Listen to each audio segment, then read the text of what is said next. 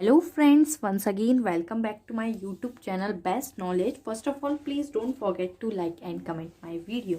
So आज हम पढ़ेंगे BSc सेकेंड सेमेस्टर में मैथ्स का चैप्टर नंबर 8 द सेंट्रल कॉनिक्वाइड्स, जिसका ये लेक्चर नंबर है 1। ओके, तो लेट्स स्टार्ट। पढ़ते हैं हम द सेंट्रल ऑफ कॉनिक्वाइड्स। तो मैंने यहाँ पर कुछ लैंग्वेज लिखी हैं, उसको पढ़ के मैं एक्सप्लेन करती हूँ, फिर हम आगे पढ़ेंगे। The first degree in XYZ represent the equation of plane surface. It means जो हम इक्वेशंस पढ़ते हैं इन फर्स्ट डिग्री XYZ के टर्म्स में, जो हम इक्वेशंस पढ़ते हैं इन फर्स्ट डिग्री, वो तो होती हैं प्लेन सरफेस, ठीक है। लेकिन सेंट्रल कॉनिक्वाइड्स क्या होते हैं, कॉनिक्वाइड्स क्या होते हैं? सो कॉनिक्वाइड्स होते हैं, कॉनिक्वाइड्स की डेफिनेशन है, the second degree in XYZ represent the quadrate surface. This quadrate surface is known as conicoid. It means जो हम सेकेंड डिग्री की इक्वेशंस पढ़ेंगे इन XYZ टर्म्स में, वो क्वाड्रेट सरफेस होती हैं, और उन क्वाड्रेट सरफेस को ही हम कॉनिक्वाइड्स कहते हैं। सो अभी लैंग्वेज से शायद इतना नहीं समझ में आया हो, मैं इसको एक्सप्लेन करती हूँ बाय इक्वेशन, तो आपके क्लियर हो जाएगा कि कॉनिक्वाइड्स क्या होते हैं, पर्टिकुलर कॉनिक्वाइड्स क्या होते हैं। सो मैं यहाँ पर सेंट्रल कॉनिक्वाइड की इक्वेशन लिखती हूँ। द इक्वेशन ऑफ सेंट्रल कॉनिक्वाइड,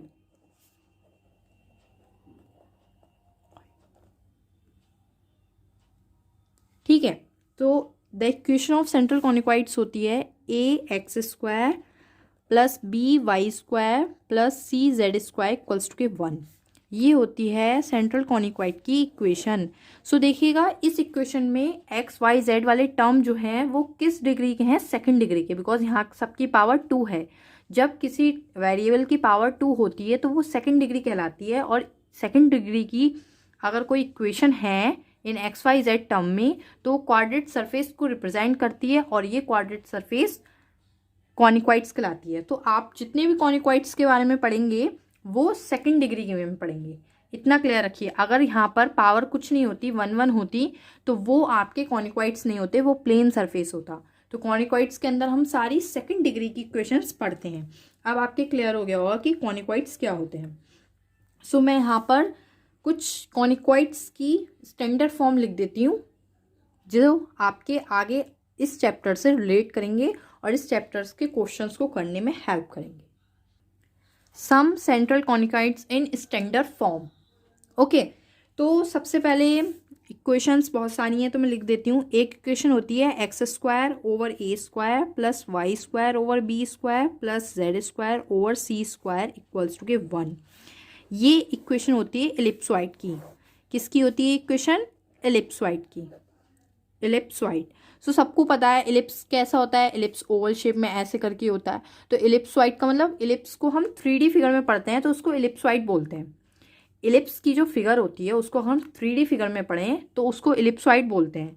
जैसे वैसे तो सर्किल होता है, लेकिन उसको हम 3D में पढ़ते हैं तो स्फेयर पढ़ते हैं, उसी तरह एलिप्स को एलिप्सॉइड 3D फिगर में। तो एलिप्सॉइड की सेंट्रल कॉनिक्वाइड की स्टैंडर्ड फॉर्म होती है ये उसकी इक्वेशन है। X² over A² plus Y² upon B² plus Z² over C² equals to 1। Same as it is और भी इक्वेशंस हैं। X² over A² plus Y over B² minus Z² over C² equals to 1। अब ये दोनों equation same है, equation first और equation second same है, बस इसमें कितना फ़र्क है कि Z² ओवर C² प्लस के ना होकर माइनस के हैं, पॉजिटिव ना होकर नेगेटिव है। तो ये इक्वेशन होती है हाइपरबोलिक की, हाइपरबोलिक ऑफ वन शीट, इसको बोलता है हाइपरबोलिक ऑफ वन शीट। ये क्वेश्चन में आपको गिवन होगा कि हाइपरबोलिक ऑफ वन शीट, तो आपको क्लियर हो जाएगा कि हमें Z² बाय C² वाला नेगेटिव लेना है, ठीक है। सेम एक और इक्वेशन होती है इसकी, X² ओवर A² प्लस नहीं होता, sorry, minus Y² over B² minus Z² over C² equals to के 1। अब देखिएगा, ये भी सेकंड इक्वेशन जो है से सेम है बिल्कुल, बस इसमें Y² B² वाले भी टर्म नेगेटिव है। तो ये इक्वेशन होती है hyperbolic of two sheet, hyperbolic of two sheet. जब आप इससे रिलेटेड क्वेश्चन करेंगे तो और क्लियर हो जाएगा, लेकिन ये अभी इक्वेशन आपको नॉलेज में होनी चाहिए कि कौन सी इक्वेशन कौन सी किस चीज़ की होती है। तो ये एलिप्सॉइड की होती है hyperbolic of one sheet, hyperbolic of two sheet में दोनों नेगेटिव। एक इक्वेशन और होती है जो कि अच्छी खासी इंपॉर्टेंट होती है, वो होती है x square over a square plus y over b square equals to 2z। यहाँ पर जेड स्क्वायर वाला टर्म में इक्वल्स टू में होता है जेड वाला टर्म, इक्वल्स टू 2z। और ये इक्वेशन होती है इलिप्टिकल पैराबोलाइड की, इलिप्टिक पैराबोलाइड। ये होती है कुछ इक्वेशंस, कुछ important central conicoids in standard form जो आपकी नॉलेज में होने चाहिए। तो देखिएगा फ्रेंड्स, मैंने इस चैप्टर से रिलेटेड ही कुछ क्वेश्चन नोट किया है और वो मैं एक्सप्लेन करूंगी, आपको कुछ क्वेश्चंस बताऊंगी जिससे कि आपके क्लियर हो जाएगा कि इस चैप्टर से रिलेटेड क्वेश्चंस कैसे करने हैं। सो इस चैप्टर में क्वेश्चन गिवन है, find the equation to the tangent plane to the ellipsoid. It means हमें टेंजेंट प्लेन की इक्वेशन फाइंड करनी है टू द एलिप्सॉइड। एलिप्सॉइड की इक्वेशन मैंने अभी बताई भी थी इधर, x square over a square plus y over b square plus z square over c square equals to 1, जो कि यहाँ पर लिखी है which are parallel to the plane L x plus M Y plus N z equals to 0। Question में easily clear हो रहा है कि हमें टेंजेंट प्लेन की इक्वेशन फाइंड करनी है जो कि एक एलिप्सॉइड पर है, विच आर पैरेलल, और जो कि पैरेलल है एक प्लेन के। देखिए टेंजेंट प्लेन क्या होता है, कोई भी कर्व से कोई भी प्लेन पास होता है उसको टच करता हुआ, कोई भी कर्व से कोई भी प्लेन पास हो रहा है उसको टच करता हुआ, तो उसको टेंजेंट प्लेन कहते हैं एक नॉर्मल लैंग्वेज में समझे तो। वैसे इसकी पर्टिकुलर डेफिनेशन इसकी चीज़ दी हुई है बुक में, बट आप नॉर्मल वे में समझें कि अगर कोई कर्व से कोई प्लेन पास हो रहा है तो उसको टेंजेंट प्लेन कहते हैं, टच करता हुआ। तो उस प्लेन की हमें इक्वेशन फाइंड करनी है और वो प्लेन भी एक दूसरे प्लेन के पैरेलल है और एलिप्सॉइड से होकर जा रहा है। क्वेश्चन क्लियर है? क्वेश्चन को करते हैं। क्वेश्चन को करने का फॉर्मेट है, पहले हम जो कर्व गिवन है वो नोट कर लेते हैं। इक्वेशन ऑफ एलिप्सॉइड हमें गिवन है तो हम वो नोट कर लेते हैं। इक्वेशन ऑफ एलिप्सॉइड कितनी है, x square over a square plus y over b square plus z square over c square equals to के 1। ये हमें इक्वेशन ऑफ एलिप्सॉइड गिवन है एंड इक्वेशन ऑफ प्लेन भी गिवन है, तो मैं वो भी नोट कर लेती हूँ। इक्वेशन ऑफ प्लेन की इक्वेशन है l x plus M Y plus N z equals to के 0। ठीक है, अब ये दोनों इक्वेशन हमें गिवन है। सो जो प्लेन की इक्वेशन है वो पैरेलल है इक्वेशन, जो हमें प्लेन निकालना है उसके पैरेलल है। तो सबसे पहले मैंने राइट कर लिया इक्वेशन 1 एंड देन ये इक्वेशन 2 है। तो ये वाला जो प्लेन है वो जो हमें प्लेन निकालना है उसके पैरेलल है। सो मैं यहाँ लिख सकती हूँ the equation of plane, it means ये वाली द इक्वेशन ऑफ प्लेन, या हम जो फाइंड करेंगे वो वाली equation of plane which is parallel है, which is parallel to the plane जो हम प्लेन की इक्वेशन निकालेंगे वो किसके पैरेलल है, प्लेन सेकंड के। सो वैसे प्लेन पैरेलल होता है, पैरेलल प्लेन की इक्वेशन क्या होती है, l x plus M Y plus N z equals to के पी। ये कंफ्यूज मत होना, ये वाली इक्वेशन कहाँ से आई, पैरेलल प्लेन की इक्वेशन होती है l x plus M Y plus N z equals to के पी, ये होती है पैरेलल प्लेन की इक्वेशन। तो इसको मैंने राइट कर लिया इक्वेशन 3। ठीक है, ये वो वाला प्लेन है जो हम टेंजेंट प्लेन है, ये जिसको हमें फाइंड करना है वो है ये टेंजेंट प्लेन। क्लियर हो रही है? ये इक्वेशन वो है जो हम प्लेन फाइंड करना है हमें, वो वाली इक्वेशन है, और ये तो है ही जो पैरेलल है। तो the equation of the plane third is tangent plane to the ellipsoid.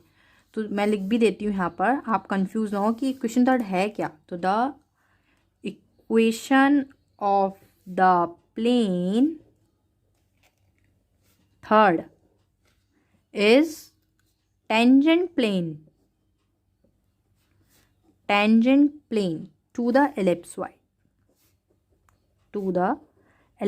3D जो होती है, ज्योमेट्री की जो क्वेश्चंस होते हैं उसमें लैंग्वेज काफ़ी अच्छी खासी लिखनी होती है, हमें लैंग्वेज को मिस नहीं करना होता है। ठीक है, अब क्या करते हैं, ये जो इक्वेशन होती है इसका स्क्वायर कर लेते हैं। पी स्क्वायर इक्वल्स टू के एल एम एन, तो एज इट इज़ रहेगा, लेकिन एक्स वाई जेड के प्लेस पर ए बी सी आ जाएगा। एक्स की प्लेस पर ए, वाई की प्लेस पर बी और जेड की प्लेस पर सी।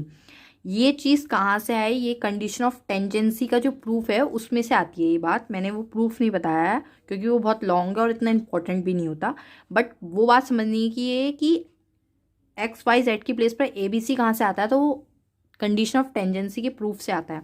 तो मैं यहाँ डायरेक्ट बता रही हूँ, A square L square plus B square M square plus C square N square. L M N की प्लेस पर तो एल एम एन ही है, स्क्वायरिंग की है हमने, एक्स वाई जेड की प्लेस पर बस हमारा ए बी सी आया है, ठीक है। उसके बाद कुछ नहीं है, पी की वैल्यू फाइंड करनी है हमें, तो मैंने यहाँ स्क्वायर के बदले प्लस माइनस अंडर रूट भेज दिया है। A square L square plus B square M square plus C square N square.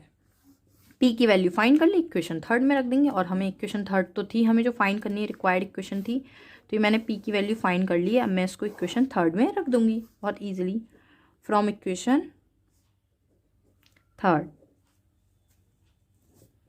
ठीक है।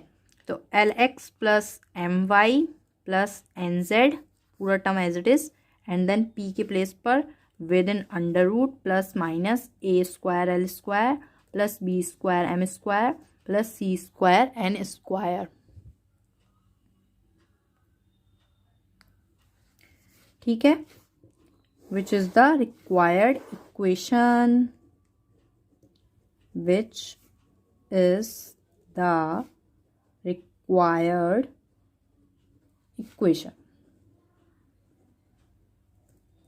आई थिंक फ्रेंड्स आपके क्लियर हो गया होगा कि सेंट्रल कॉनिकॉइड से रिलेटेड क्वेश्चन कैसे करने हैं। Thank you friends for watching my video, please share like and comment my video, और आगे के क्वेश्चंस नेक्स्ट लेक्चर में। Thank you friends.